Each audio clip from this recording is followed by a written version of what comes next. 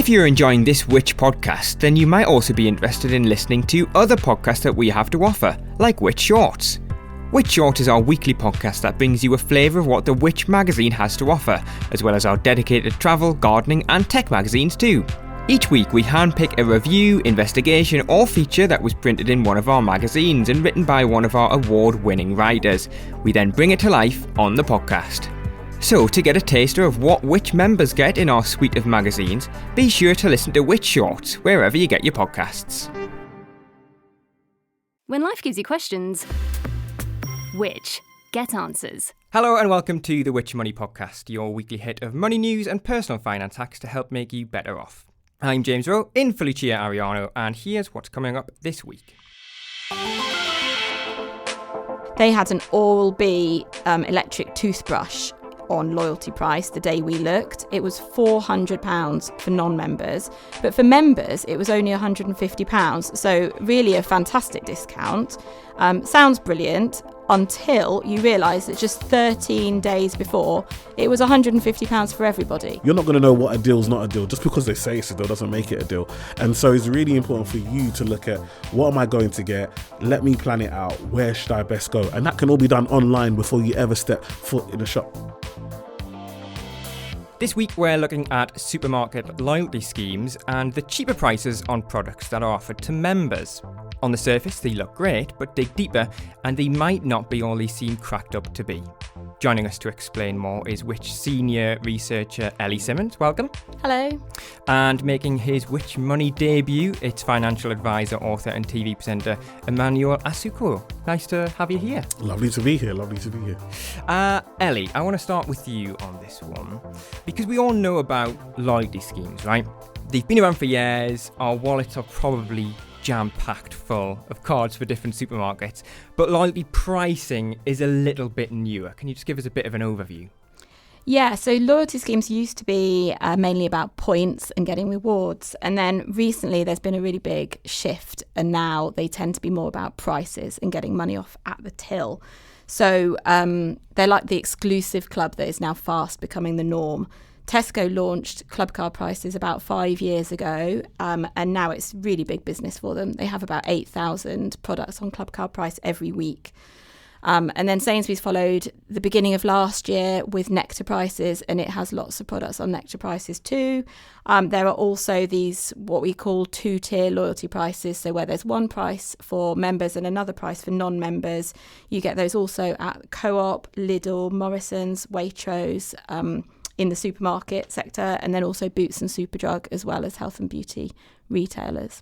Because this is the thing, I remember when Tesco launched these prices and, you see the little yellow banner with the special price on, and I remember seeing them thinking, oh, this is great, I've got a club card, I'm going to get a cheaper deal. Do other customers sort of think the same as I do? Customers do really like them. I mean, our research shows that they're a really common type of promotion. We know lots of people buy them. And we know that a decent proportion, about 7 in 10, trust that they offer a good deal. So on the face of it, it sounds great. The discounts can be really quite big. They're about 24-25% on average at Tesco and Sainsbury's, the two biggest supermarkets. So shoppers really like those discounts. They like the club card prices. But, and there's a big but, they have their suspicions about the non-member prices. We've heard from shoppers who tell us that they think maybe those non-member prices are a bit of a rip-off, or they suspect that perhaps those non-member prices have been inflated higher than they might be to make the discounts look better than they really are. Emmanuel, let's bring you in. I mean, obviously we all like to save, don't we, where we can. Is this something that you've actually noticed becoming more and more common? Is your wallet, like mine, filled with plenty of these loyalty cards just to tap into these special prices? Yeah, I feel like I've been I've been forced to go ahead, because I normally leave it to my wife. She mainly does the shopping, so I've kind of just normally just gone about my life and been able to do without. But now it's like it adds up every time you go somewhere, wherever you go. Wherever you go, there's somewhere to pay, and there's a discount, and it's like the non-discount price. Why pay more for the same thing? It feels so frustrating. Why am I paying more? So I might as well register. And they tell you at the till, have you got a card? Did it register for free? And it's like, why am I'm the fool? because now I'm paying more because I chose not to register. So yeah, I feel like I've been forced to be wise. That's the thing, isn't it? Because, even if you're not just going out to do, the full weekly shop, it's going to cost you in excess of £100 probably. If you just go to the corner shop, and, a lot of our corner shops, a lot of our smaller stores are, run by a Tesco or a Morrison's, you might still need your card, and you feel like you still actually have to use it there, even if you're just getting a small basket shop. Exactly that. Tesco Express or the smaller shops, especially when you get a meal deal, or you just want to go and get, and even meal deals now, I feel like I've been forced to get, because it used to be that you could get certain items and it would still work out around the same. That's not the case anymore. I'm now making sure everything is in the deal, and it's like, actually, if I can then save on top, why wouldn't I? Yeah, I went to Tesco from lunch this morning, across the road from the office. Ellie, if I hadn't used my club card, what's the saving there, even just for a meal deal? Yeah, I think it's £4 for a meal deal if you're not a member, and £3.60 if you are. So that adds up across the space yeah, of a it's week. 40 pence. But, if you do that a couple of times a week or a few times a month, it does sharp add up, doesn't it? Yeah, it really does. Well, let's get to some of this research that we sort of teased a little bit earlier on, Ellie, because you've been trying to find out about loyalty pricing and about whether or not it's actually giving us the savings we originally might think it is when we see those labels on the shelf. What have you found? So I think that's right. That's the real question, isn't it? The discounts look amazing, and that's great, but are they really genuine? I mean, if that non-member price hasn't been in place very long, or it's a lot higher than the price at other shops, then those discounts might not actually be as good as they appear. And that's what we wanted to look at. So we first investigated loyalty pricing last year, and we found some questionable non-member prices at Tesco and Sainsbury's. And then we repeated that investigation this year, and then we took into account more supermarkets this time round. So not just Tesco and Sainsbury's, but we also looked at Morrison's and Co-op this time, and also Boots and Superdrug as health and beauty retailers. And we looked at more than 12,000 products on loyalty price, and then looked back at their pricing history, really to try and dig deep into how genuine those discounts really were. We found products with very questionable non-member prices, and we also found products that had been continuously on loyalty promotion for that entire 6 months. So it shows really that people need to take some of those loyalty prices with a bit of a pinch of salt. Yeah, can we hear about some of the examples as well? Because the phrase you used was questionable pricing, and I think from having Club Card and other loyalty scheme prices over the years, I think more of us have sort of tapped into the idea that some of the prices might not be all they seem cracked up to be.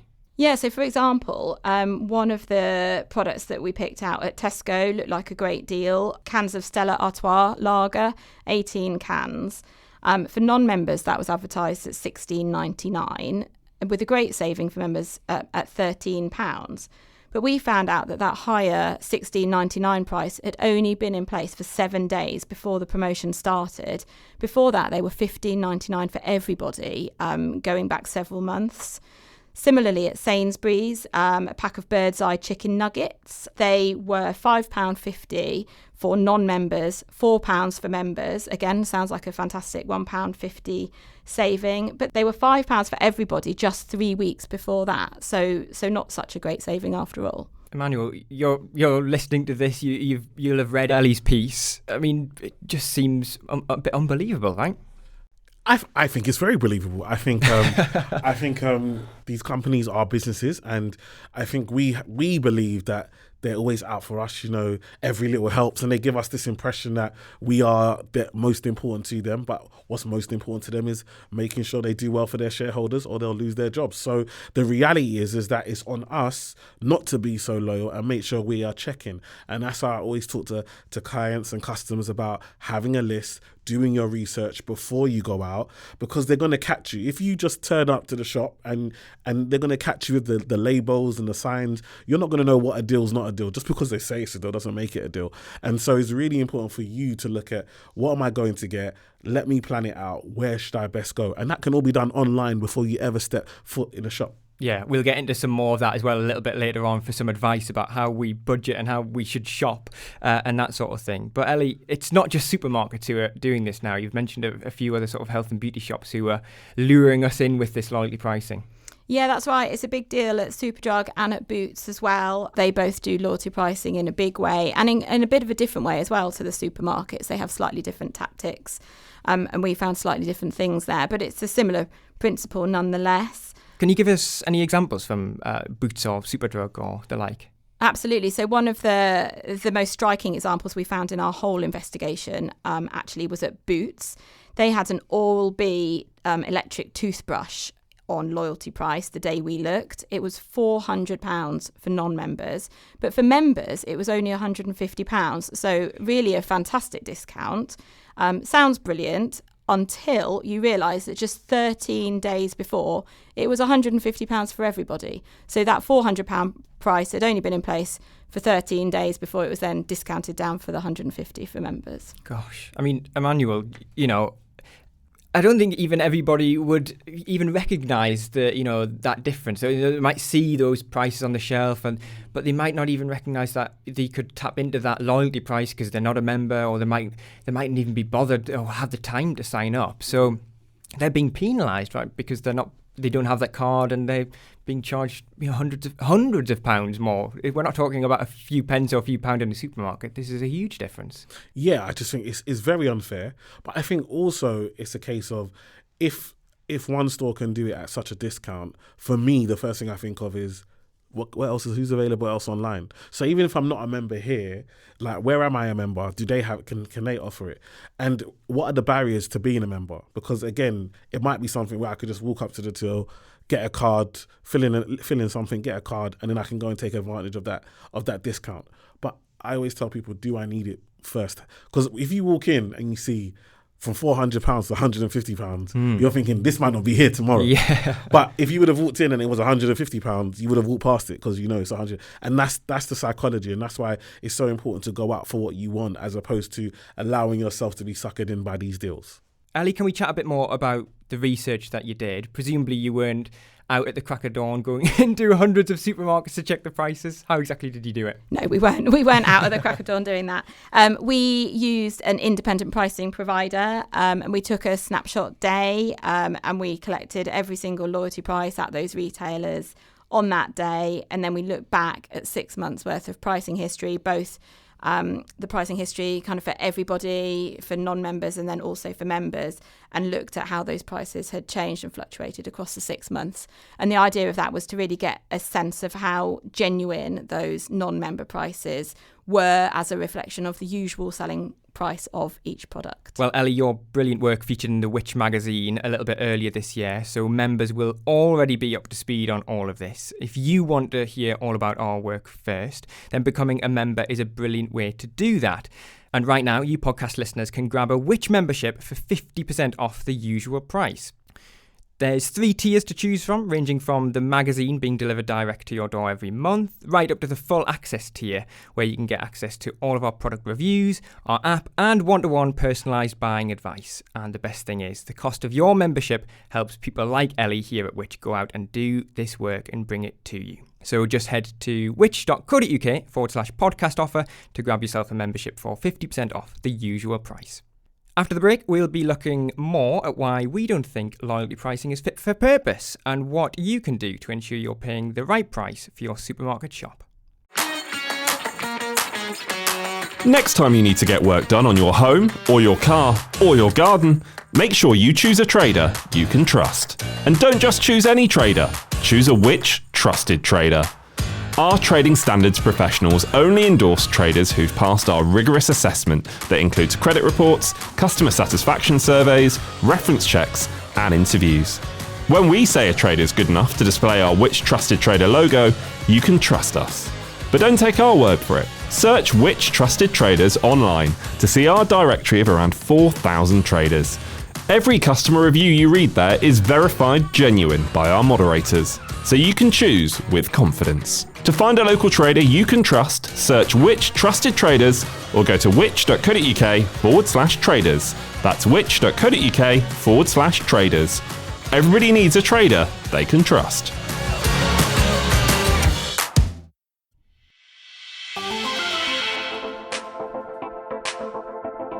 Welcome back to the Which Money podcast. Now, some of the smaller price differences we've been talking about today might not seem like much, but Emmanuel, they quickly add up, don't they? It hits the less well off the most, doesn't it? Yeah, it does. I think sometimes people wonder why, but if you think about if you're less well off, the budget's tight already, and a lot of the time you're having to buy the basics, the things that we need. When we look at a lot of these discounts, they tend to be on the luxury items or on extras, as opposed to the things that we all have to buy every single day.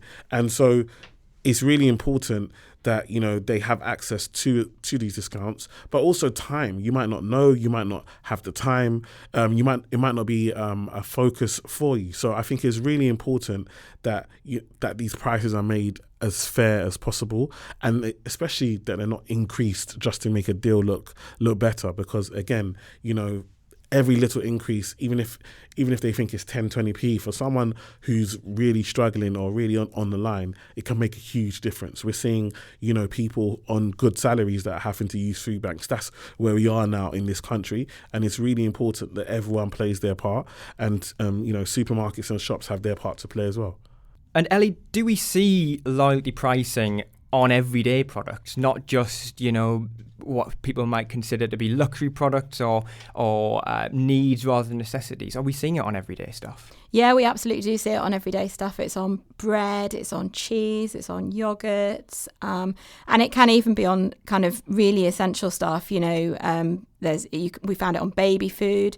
We found it on children's medication. We found it on things like sanitary towels and condoms, plasters, things like that. So it's on really essential stuff. You're shaking your head there, Emmanuel. To me, it just sounds so unfair. Like, unless you're, because at the end of the day, if you're going to give a deal, give a deal. You know, we all should get that deal. You know, the whole point of the whole loyalty thing was, you know, I'm spending with you, my money's still being spent with you. We're still buying your products, and then we get points, and we can use those points either in store and other things. To now say that these everyday items that everyone needs, if I'm not a member, I'm going to pay more for it, just to me just seems absolutely unfair. And I think, you know, it's easy to make these decisions when you're in a boardroom, but on the ground, like when I go out and see people that are really struggling and you're having to pick between heating your home and buying food, like these things seem very, very unfair. Well, we're talking now, aren't we, about, you know, buying the right things and trying to pay the right price for them. I suppose this is where budgeting comes in. Can you give us, you know, some of the tips you might have for people out there to try and make sure their pounds and pennies go as far as they possibly can? I think we also have to be up with the times. So I think it's really important to look at, where do you normally shop? What are the shops within your area? So even if it's not a shop that you might use regularly, if you know that there's a local Asda, or even if you might not use it, why not register? If there's no barrier to entry in regards to all you have to do is apply, take the time out to do that, because there might be a deal in there that you want to take advantage of. So look around at the shops that are in your remit near where you live, and make sure you have those cards. I say budgeting is so important, and when we say budgeting, also just plan your shop. So sometimes I used to be a victim of this all the time. I'll buy beans and realize I've got 10 beans at home already just because I didn't open a cupboard. And it's like, actually do a walk through the cupboards, walk through the kitchen, open up, see what you actually need and what you don't need, because just repeating it's so simple. You go on especially when you shop online, because I've decided to shop online to avoid what happens in store, but it's so easy to click repeat shop, and actually you don't need everything you needed last week. So it's really important to actually do that. I think also buying in bulk as well. So looking at shops like Costco and those types of things where you can buy things in bulk that you know you're going to use regularly. Those are some really good tips in regards to kind of bringing down costs. And it's hard as well, though, isn't it? Because, something as simple as, write a list before you head out. It's probably one of the first things we learn when we do budgeting, or when we're young and when we first move out or whatever. But we might just grow tired of it. We're walking around the supermarket with a trolley and a basket, and we just think, we'll just impulse buy that. And like you say, you end up with 10 tins of beans in your cupboard. But it is just about resetting, I guess, isn't it? And going back to basics. Yeah, obviously it gets boring and repetitive. So I think we like the excitement of in the store, and you want to enjoy the experience, especially now we are looking for little enjoyment, wherever it may be. And so maybe going to the shop without a shopping list makes you feel a bit risky. But let's be less risky. Let's reduce the risk and let's know what we're doing, because again, it can pile up and it can be costly. And it's when things happen. I've got 4 kids, so if we don't budget well, and then all of a sudden there's an unexpected pair of trainers or a school trip that comes up, we could end up having to say no, or we can't afford it because we've overspent on things that we don't really need. And that's where we're at the moment. So it's really important that this budget isn't just a case of we're trying to restrict you from buying the things that you want, but also understanding that there are things that you may need to buy in the future, and we want to make sure there's money available for them. Some very sound advice there, Emmanuel. Ellie, I want to get back to loyalty schemes. I remember I was in Morrison's about a week or so ago, and there was a couple chatting to a colleague in Morrison's about loyalty pricing. They didn't actually understand that if they signed up, they would get something for cheaper. Now, that's about people not knowing they can get a loyalty card.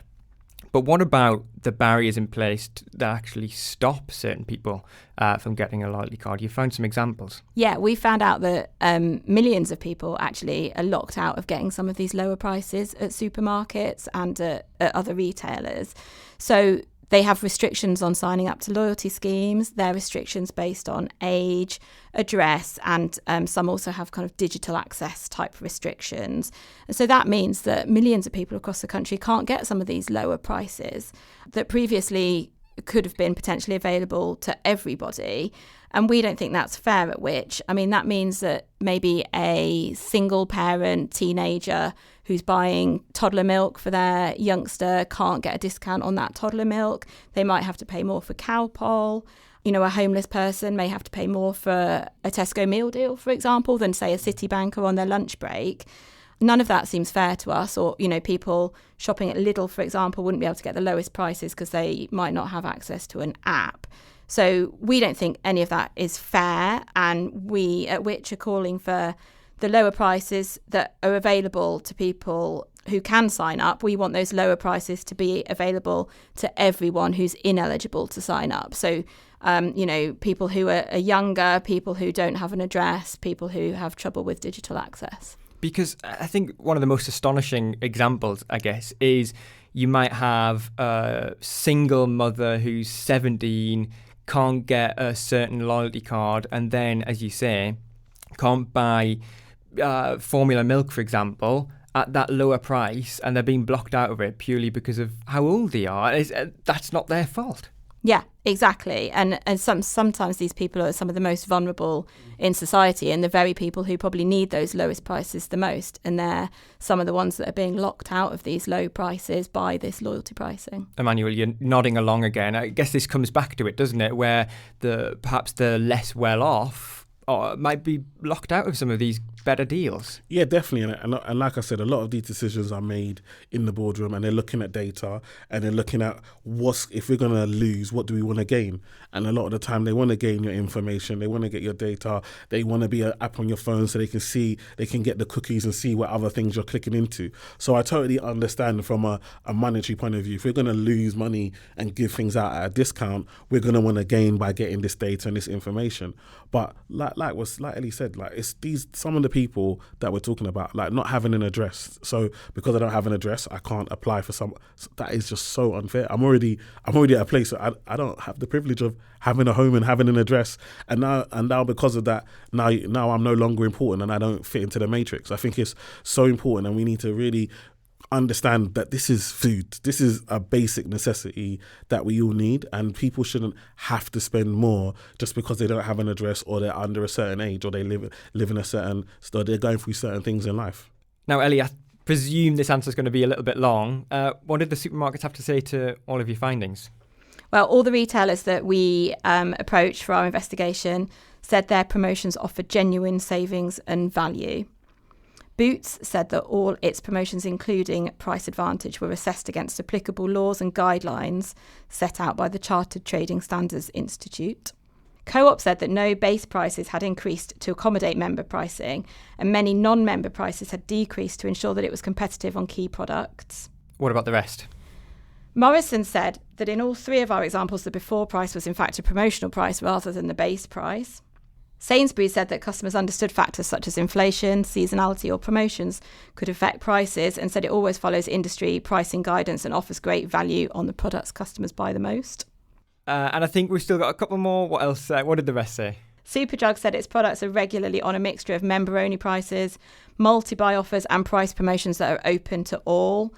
And finally, Tesco said its club card price promotions followed strict rules, which include considering how they compare against prices in the market to ensure that they represent genuine value and savings. And it said that those rules have been endorsed by Tesco's Trading Standards Primary Authority. Oof, what a mouthful. Thanks for getting us through that. Emmanuel, can I just bring you in on the back of that? How do you react to how they react? Yeah, whenever a company says they followed rules, it always rubs me up the wrong way, because at the end of the day, yes, there are rules, but you should have your own ethical standards and you should have your own key values. And I think that's what's wrong in the world. We always need a rule before we change. Why don't we just do what's right for everyone else before someone has to put a rule in, before we decide that, okay, we'll make this change?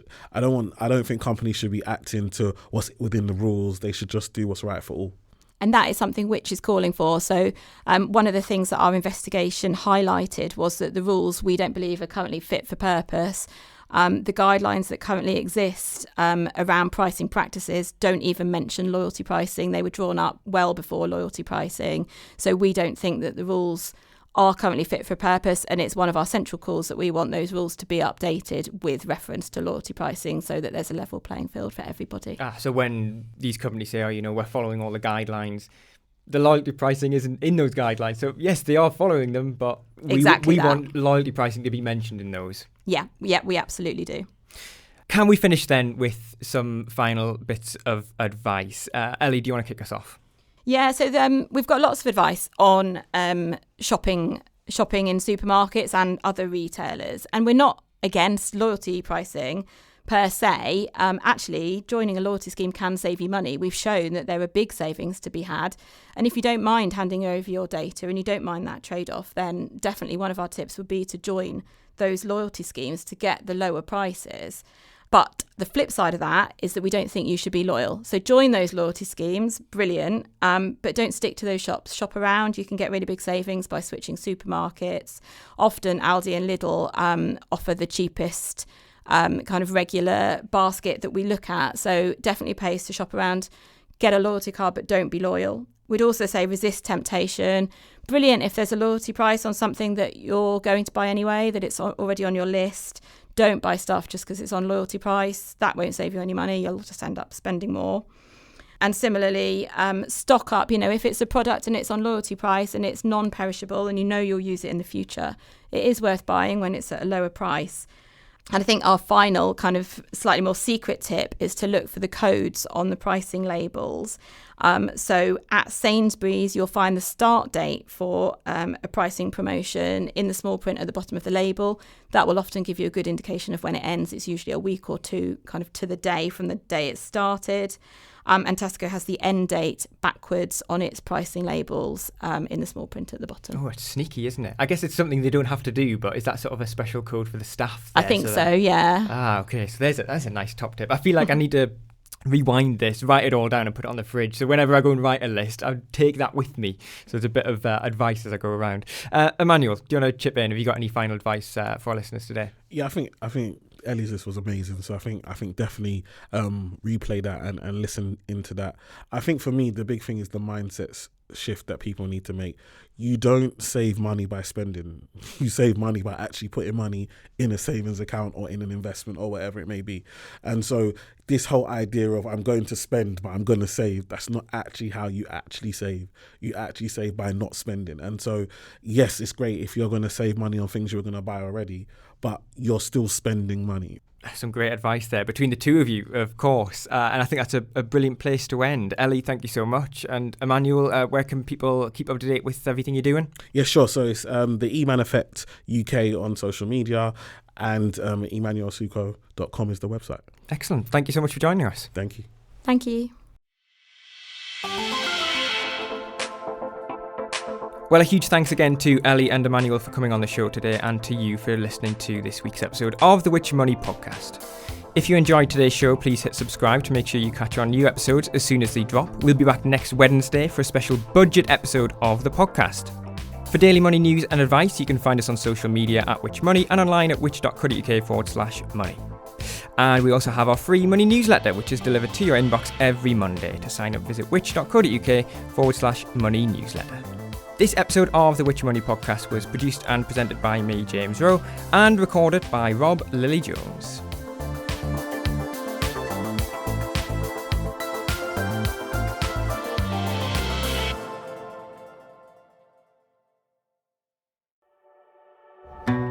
Life can get hectic when you start a family, but Which can help you make confident decisions from improving your home to financial planning. We'll make sure you're prepared. Whether you're looking to reduce your household bills, seeking advice around your child's health, or want to find our best buys for your new home, Which has got you covered. Use our expert advice to make the right choices for you and your growing family by visiting which.co.uk/growing family. That's where you'll find everything you need to make confident decisions and have peace of mind that all the advice you're getting is 100% independent. So to find out more, just head to which.co.uk/growing family.